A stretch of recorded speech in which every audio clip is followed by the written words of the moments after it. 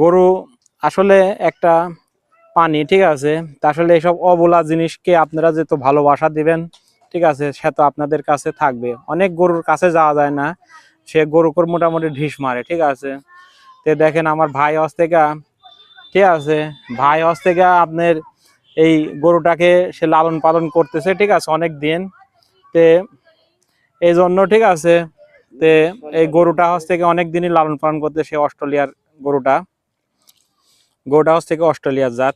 তা আসলে এই গরুর যদি বড় হয় অনেক দুধ দিবে, বা এই গরু তাও যখন বড় হবে তা তো 20 লিটার 15 লিটার দুধ দিবে না। আসলে দেখেন, একটা গরু যদি আপনি পুষতে পারেন ভালো করে, ঠিক আছে, এই যে বাছুরটার এখন দাম বর্তমান না হলে পরে 50-60 হাজার টাকার বেশি না, 50-এর বেশি পার হয়ে যাবে। তো এখন যদি মোটামুটি এরকম একটা গরু আপনি যদি পালতে পারেন, কিন্তু আসলে গরু পালা খুব কষ্ট, ঠিক আছে। কারণ হচ্ছে গা আপনার ওই গরু যে ছাগলের মানে ভুসির যে দাম হয়েছে বর্তমান বাংলাদেশে, অনেক ভুসির দাম। তো এই জন্য আপনারা যারা বাড়িতে আছেন, ঠিক আছে, বাড়িতে যারা আছেন তারা মোটামুটি গরুটারও পুষবেন বেশি করে, ঠিক আছে। জায়গা জমি যাদের আছে বাড়িতে বেশি, তারা গরু পুষবেন, ঠিক আছে। গরু পোষা করে ভালো ভাতি। 1 লিটার দুধ এখন কত? এখন বর্তমান 80 টাকা। 80 টাকা লিটার করে দুধ। এটা কি বহন নাই রে? এটা কর বকন। এই তো দেখেন, আর আর কিছুদিন গেলে পরে এটা বাচ্চা দেওয়ার ইয়ে যাবে, ঠিক আছে। এই জন্য আমরা, ঠিক আছে, দেখেন, বসে না থাকি সেই বাড়িতে, ঠিক আছে, কিছু করার চেষ্টা করব।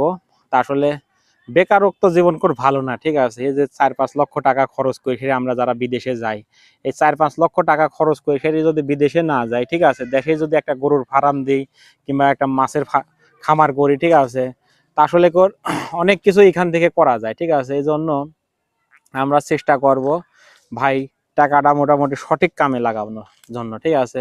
তো দেখেন, এই যে এরকম জমি যাদের পড়ে আছে, এই যেখানে কলার বাগান করা হয়েছে, ঠিক আছে, আমার ভাই কলার বাগান করেছে। তা আসলে বিদেশ থেকে আসার পরে, ঠিক আছে, 10 বছর বিদেশ করার পরে কিছুই করতে পারে না সেরকম, ঠিক আছে।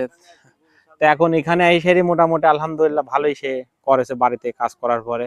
তা আসলে মানুষ মনে করে যে বিদেশ কতই না কামায়, কতই কিছু, ঠিক আছে, এরকম ভাবে। কিন্তু আসলে বিদেশ থাকার চাই, বিদেশ ভাগ্য, ঠিক আছে। বিদেশে যারা নসিবে যাদের মোটামুটি ফেভারিট হয়েছে, তারা মোটামুটি বিদেশ ইনকাম করেছে, ঠিক আছে। সবার ভাগ্যে করে বিদেশে হয় না।